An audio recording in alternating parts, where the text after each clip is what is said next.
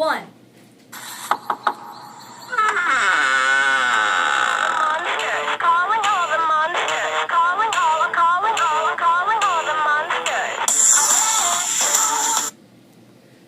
Good morning, Fins. I'm Landry. And I'm Mackenzie. And we have some spooky news for you. Warning, Dolphin is haunted. Viewer discretion is advised. Today we're having a school dance at 1:45 from 3:05. Please pay your first block teacher. There's no school tomorrow, so don't come because it will just be you and the ghosts that haunt Dolphin. Come to the Monsters Ball, sponsored by Team Eagle. The dance will be held on Friday, October 30th from 6 o'clock to 9 p.m. in the Coppinville Junior High School gym. Wear best costume for the costume contest. $5 pre-sale, $7 at the door for both Coppinville and Dolphin. Order your Dolphin Disciples Club t-shirt today. Order and pay for your t-shirts in Miss Sessions' room and Miss Newsom's room. And congratulations to the boys that made JV soccer. Clayton Jennison, Daniel Reyes, Sebastian Guerrero, Hunter Perry, Sam Mazaragos, Walter Garcia, Luis Calixto, Ryder Tatro, Christopher Fushi, and Alexander Wandel. Congratulations, boys. Now for a spooky poem. Once upon a midnight dreary, while I pondered weak and weary over many quaint and curious volume of forgotten lore, while I nodded, nearly napping, suddenly there came a tapping. As of someone gently rapping at my chamber door. 'Tis some visitor, I muttered, tapping at my chamber door. Only this and nothing more. Hi, I'm Michaela Kay, and I have your words of wisdom. There is magic in the night, when pumpkins glow by moonlight, when black cats prowl and pumpkins gleam, may luck be yours on Halloween. Hi, I'm Yolanda Hill, and I have your word of the day. Your word of the day is candy, a sugary treat that many kids and adults love. Your parents used to tell you don't take candy from strangers. Then they'd start throwing a costume on you and say go beg for it. Make sure you're safe this Halloween and have your parents check to make sure your candy hasn't been tampered with. Have a dreadful day and a happy Halloween. Hi, I'm Kylie, and this is Boo! Today for lunch, we're having dried-eyed biscuits and spooky sausage, brain grits and devil eggs, horrifying hot dog and possessed tater tots, chunky milk and moldy fruit, and scary salad. Not all food are actually like this. Well, that we know of.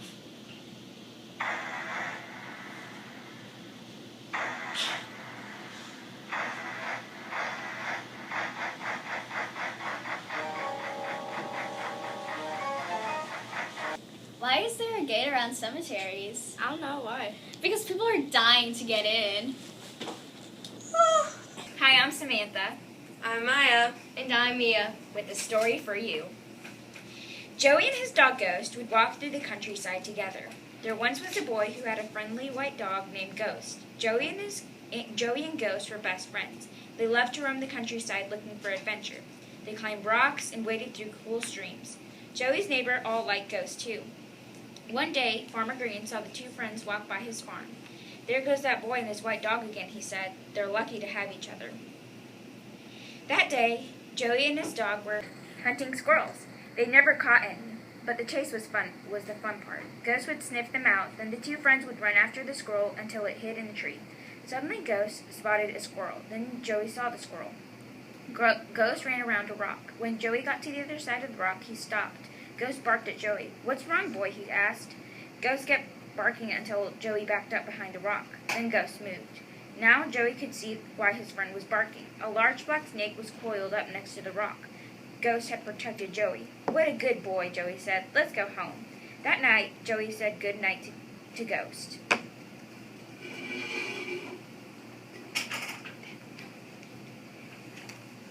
Then he left a treat for him on the doorstep. "See you in the morning," he said.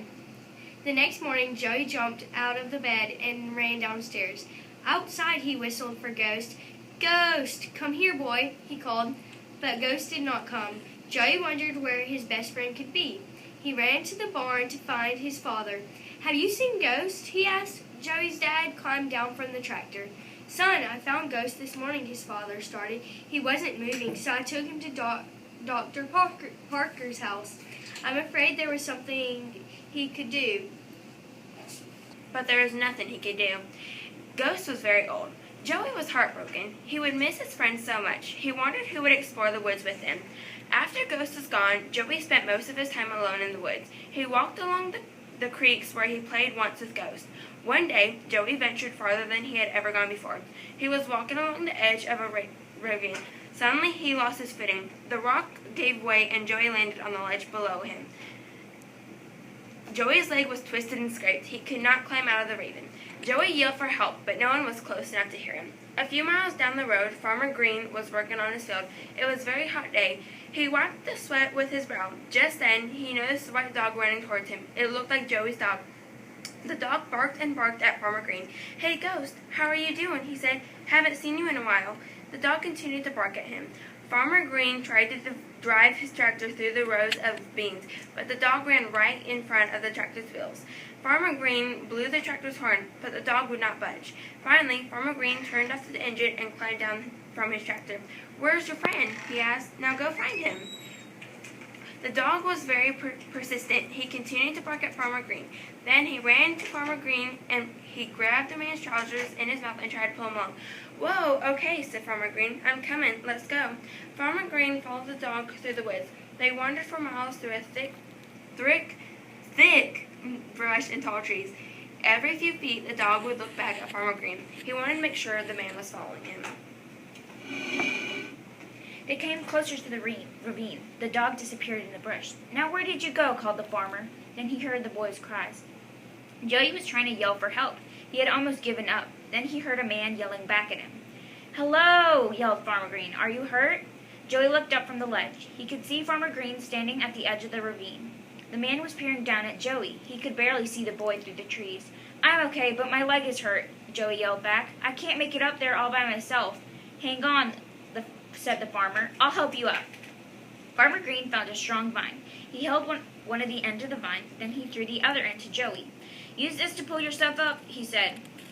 Joey grabbed onto the vine. It was strong and thick like a rope. Using his good leg, Joey pulled himself up on the side of the ravine. Near the top, Farmer Green reached over and pulled Joey onto the rocks. "Thank you," said Joey. He tried to catch his breath. Farmer Green helped Joey sit up on the rocks. "Let's have a look at that leg," he said. Joey's leg was still bleeding. "It hurts," Joey said, "but I think I can walk." "Let's find a branch you can use as a crutch," Farmer Green said. Farmer Green pulled the bark off one of the ends of the branch. Then he held Joey to his feet. "You can use this branch as a crutch," he said. "Now let's get you home." Joey stood up shakily. "Thank you, Farmer Green." Joey steadied himself with a crutch. Farmer Green. When they came up to a clearing, Farmer Green spoke. "That's some dog you got there. What do you mean?" "I mean, you'd still be sitting in that ravine if it weren't for that white dog. Didn't show me where you were," he said Farmer Green. "He came to my field and barked and barked. Then he led me into the woods to find you." Joey could not believe what Farmer Green was saying. "It couldn't have been my dog, sir," whispered the boy. "My dog died almost a month ago."